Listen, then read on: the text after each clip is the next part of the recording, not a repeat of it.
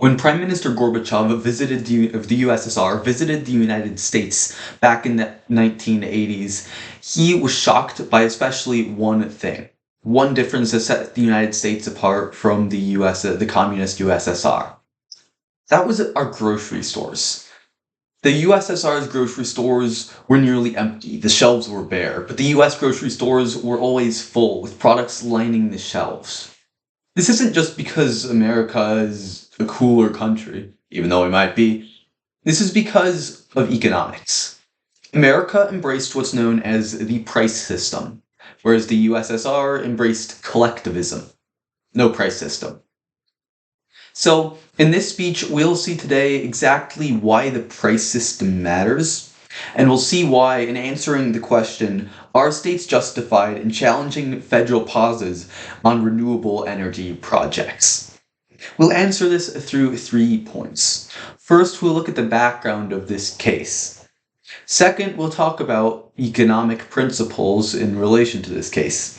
And third, we'll talk about Trump's ideal approach on renewable energy projects. So, to get started, what's the background here? On August 7, 2025, the National Interest discussed the recent federal government's interference in the energy sector.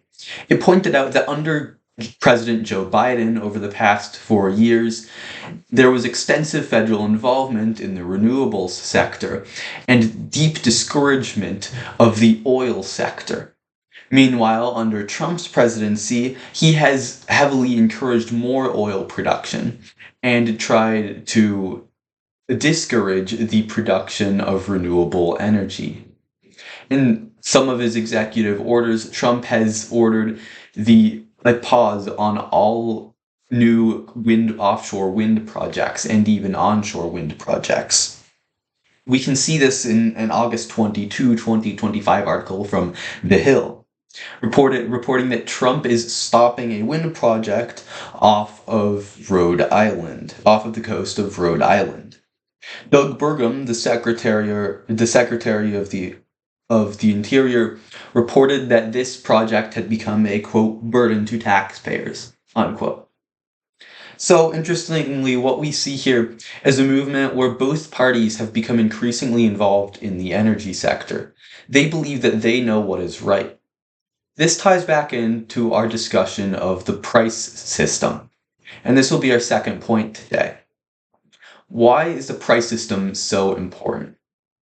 Well, the price system is exactly what filled up a grocery store, what filled up US grocery stores and left the communist ones empty. Because the price system allows everyone to see where goods and services are most valuable. For example, if the grocery store begins buying pineapples, but then no one buys them, they will see that there is in fact no demand.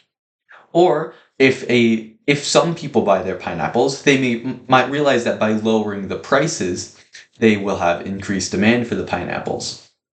However, if they lower their prices too much, then everyone will buy the pineapples and the grocery store will go bankrupt. There has to be a balance, where the grocery store uses its resources wisely to buy pineapples at a price so that they make enough profit to stay in business, but not so much that no one buys the pineapples. This fills up the grocery store shelves in a way that it doesn't in communist regimes, because in communist regimes there is no way to tell whether or not people actually want pineapples.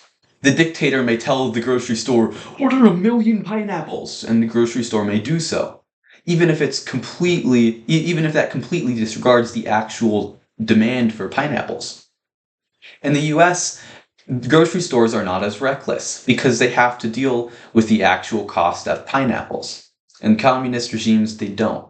And that's why grocery stores and virtually every area of economics was mismanaged. This applies to the discussion of energy. Because the energy sector is a much more vague and hard to comprehend form of a grocery store.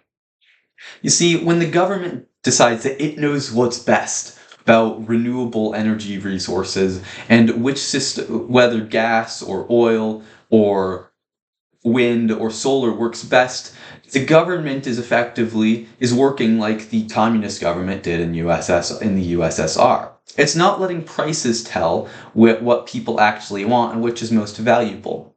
Instead, it's looking to the dictator or government regulatory agencies to say what the ideal path is. What the ideal path is will be our third point for today. The Trump administration should focus on promoting the price system and allowing the price system to show us what is truly the most valuable form of energy production. And if we do this, then we will be able to pursue the most valuable form of energy production for the American people.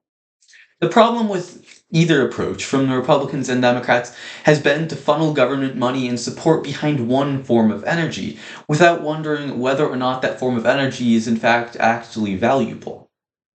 The Democrat Party has funneled money into renewable projects, billions of dollars, without questioning whether or not that money is actually being well spent.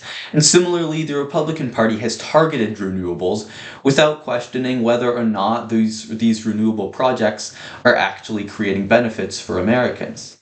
The whole problem here is that the belief that the government should be involved in the energy sector. The price system should determine whether or not which energy people use. If people buy solar power or wind power, then that means they want solar and wind power energy because that energy is cheaper and more efficient. Meanwhile, if people buy oil and gas, then those companies will grow because it demonstrates that that oil and gas are more efficient and simple for people to buy than renewables. So, to answer the question of whether states are justified in challenging federal pauses on renewable energy projects, it's obviously quite clear that yes, they are. If we want to fill the grocery store shelves, they should challenge the federal government.